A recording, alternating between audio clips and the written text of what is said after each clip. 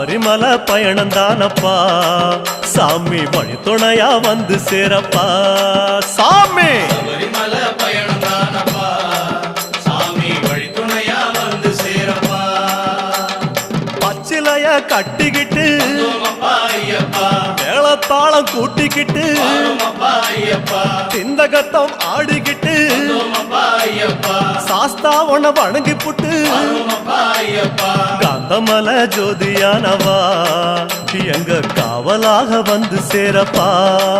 ஐயப்பா காந்தமல ஜோதியானவா